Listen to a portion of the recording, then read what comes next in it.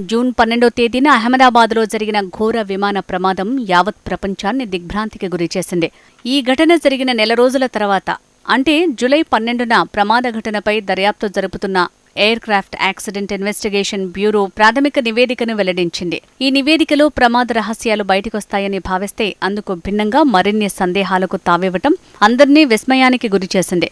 ముఖ్యంగా పైలట్ల సంభాషణల్లో 1-2 వాక్యాలు మాత్రమే ప్రస్తావించటం, ఆ వాక్యాలు కూడా పైలట్ల అంకిత భావం, సత్ప్రవర్తనపై అనుమానాలు రేకెత్తించేవిలా ఉండటం ఆశ్చర్యం కలిగిస్తోంది. ఫ్యూయల్ స్విచ్ని ఎందుకు ఆఫ్ చేశావని ఒక పైలట్ను మరో పైలట్ అడగటం చూస్తుంటే మొదటి పైలట్ ఉద్దేశపూర్వకంగానే స్విచ్ ఆఫ్ చేశాడా అనే అనుమానం రేకెత్తుతోంది. అయితే తాను స్విచ్ ఆఫ్ చేయలేదని అతను ఖరాఖండిగా చెప్పటం, వెనువెంటనే ఇద్దరూ స్విచ్ ఆన్కు ప్రయత్నించడం చూస్తుంటే ఆ స్విచ్లలోనే ఏవైనా మెకానిక్, ఎలక్ట్రిక్ లోపాలుండొచ్చనే అనుమానాలు కూడా తలెత్తుతున్నాయి. ఫ్యూయల్ స్విచ్ను ఎందుకు ఆఫ్ చేశావని ప్రశ్నించిన పైలట్ పేరును నివేదికలో బహిర్గతం చేయకపోవటం వెనుక ఆంతర్యమేంటని నిపుణులు ప్రశ్నిస్తున్నారు.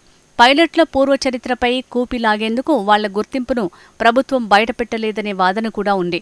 ఆపరేషన్ సింధూర్ తర్వాత పాక్ ప్రతీకార చర్యల్లో భాగంగా సరిహద్దు సమీప రాష్ట్రాల గగనతలాలపై ఎగిరే విమానాల కోఆర్డినేట్స్ని మార్చి కూల్చేసేందుకు పాక్ సైబర్ దాడులకు ప్రయత్నిస్తోందన్న హెచ్చరికల నేపథ్యంలో ఈ అనుమానాలు వస్తున్నాయి.